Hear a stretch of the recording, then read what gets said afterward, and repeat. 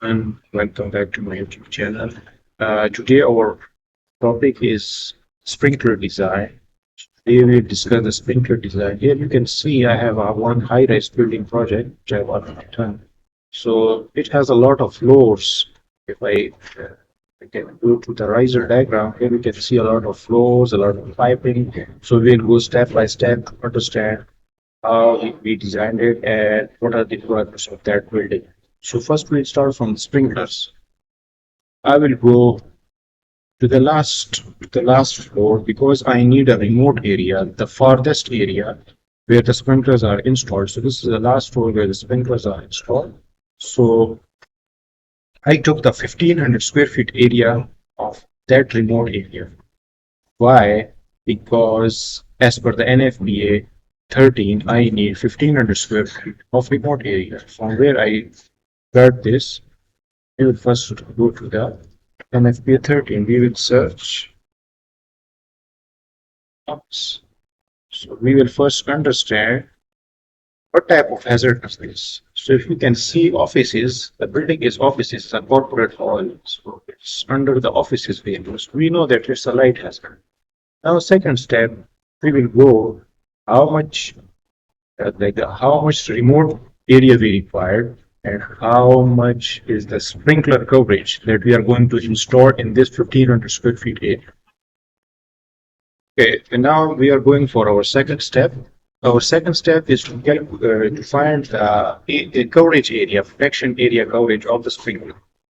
So as we know, there are different types of construction details for the light hazard. Like we are using now the pendant sprinkler because we have the ceiling, so we will use this pendant sprinkler. If we don't have the ceiling, then we use upright sprinkler. So for both of them, in light hazard, you have different scenarios. So I will go with 130 square feet because my building is combustible construction, unobstructed, with the member less than 3 feet on center. Like the members, what you call the beams and these things.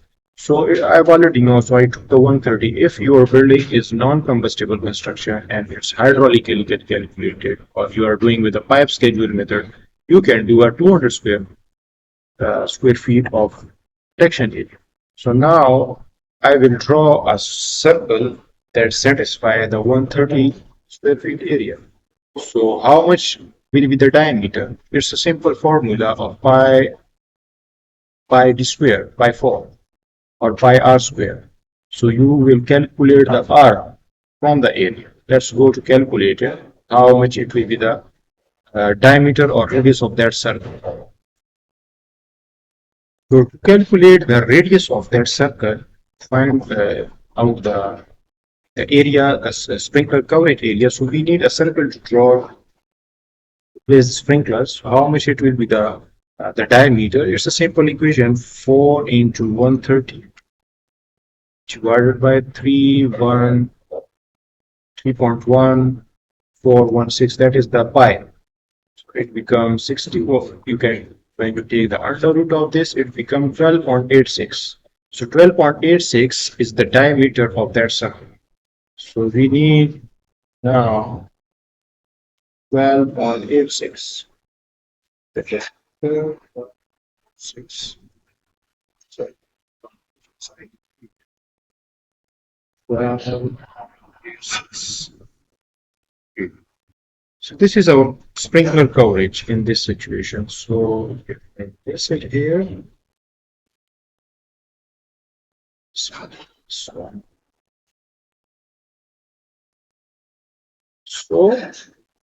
there are 3 sprinklers that are required here, which easily satisfied my requirement.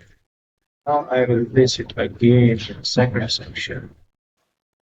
See, we are okay. Our sprinklers are good in coverage, right? You have to place circles in all area, so you know that your sprinkler is covering the whole area.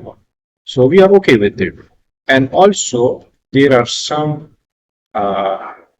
requirement by the NFPA that you cannot go beyond, like the sprinkler, the distance between the two sprinkler cannot be more than 15 feet. That is as per the NFPA. I will show you where. If you can see it, the maximum protection area and the maximum spacing between two sprinklers shall not be less than 15. Shall not be more than 15. This shall not be more than 15. You can go with the 15 max, but to cover fulfill the coverage requirement, it's better to place the sprinkler so you will be always within the range. It's a very simple method to place the sprinkler. So this is the first. Now, what are the other requirements? How much is the distance of that sprinkler from the wall? The distance of that sprinkler from the wall shall be half of this distance. Maximum, like it's 12 feet, so 12 feet divided by 2 is 6 feet. Or you can take the maximum of this, like 15 feet, 15 into 2, 7.5 feet. The sprinkler can maximum away from this wall is 7.5 feet. If it is more than 7.5 feet, then your design is wrong. So these are just some requirements of the sprinkler. Now we place the sprinklers and we size the pipe. In next session, we will understand how to size the pipe and how to calculate the GPM of the sprinkler for this 1500 square feet. I will show you from where. If you can search. Okay, so from where the 1500 remote area, 1500 square feet area comes.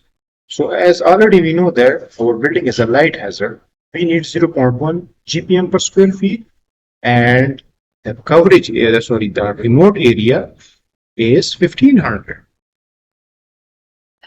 In this case, we will consider the 1500 square feet remote area here. This is already considered the 1500 square feet, in which I have 1, 2, 3, 4, 5, 6, 7, 8, 9, 10, 11, 12. I have only 12 sprinklers in that remote area. So we have calculated the GPM of these sprinklers. Let me show you how. As you know that for a light hazard, we need 0.1 GPM per square feet. So I will show you how to calculate the GPM of these 12 sprinklers.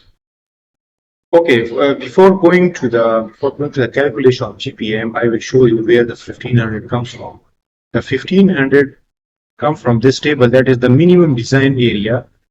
So for the minimum design area based on the hazards are here. So we have light hazard red pipe system. So we will consider the 1500 square feet of the remote area. So already we know that from this table, previous table, I will go back here. As we already know that for the light hazard, we have 1500 square feet area and 0.1 GPM. Now we need to calculate the GPM by this and adding the hose allowance, inside hose allowance for the light hazard, that is 100 GPM.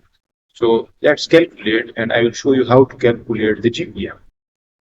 As you can see, our total area is 1500 square feet, right? And the area of the sprinkler, the density of the sprinkler is 0.1. So you just need to multiply 0.1. That is 150 GPM. We require 150 GPM supplied to that remote sprinkler. So you will size pump based on this. So 150 plus 100 hose allowance. That become 250. But these are not only the requirement. There are other factors. So this is for the sprinkler only. You need 250 GPM. If you size the pump, you need 250 GPM. But if you have a standpipe system, which individually need 500 GPM, that is 250 GPM per landing valve. So it becomes 750 GPM, 500 for the landing valves and 250 this. So that's why we selected our pump based on the 750 GPM. Or you can do other way around. You can calculate the flow GPM of each sprinkler. That's the other way. I will show you how. Okay, so for individual sprinkler, we have the formula of K equal to Q by P. Q is the flow rate. K is the equivalent that is the constant, which is 5.6 we usually use for our sprinklers. That is the K value of the pendant and the upright sprinkler we usually use in normal buildings. 5.6. And the higher values above 5.6 we use for the industrial or other area, but these are offices and commercial. We use 5.6. So when you put 5.6 value under root P, pressure at the node of the sprinkler, that is 7 psi. As per the NFPA, that's the minimum pressure that you need at the sprinkler is 7 psi. So it becomes, let me show you how it becomes. So Q is equal to K 5.6 into P into, like first we will say 7 under root multiply by 5.6. So it becomes 14.8 GPM. That's the 14.8 GPM each sprinkler. So now how many sprinklers we have? 1, 2, 3, and these are total 12 sprinklers. So it becomes into 12. Now it is 177 CFM, which is above, a little above 150 CFM. So you can either consider this or 150, because this is not hydraulically calculated building. This is, we are doing based on the pipe schedule method. So for pipe schedule method, we will go with just 0.1 into 1500. It is 150 plus hose allowance 100. That is 250 GPM. But you can do other way around. If you are doing a hydraulic calculation, then you have to calculate each sprinkler GPM and then you do the hydraulic calculation. So this is it for today. Next we will see how the other things work, like the pipe sizing and the other requirements by the NFPA, how you can reduce the coverage, how can you reduce the, there are a lot of things in NFPA you have to understand. This is not a simple, like basic video. We'll go into deep each by one, and so you can understand how the constructor works, how they design. Thank you for watching. See you in next video.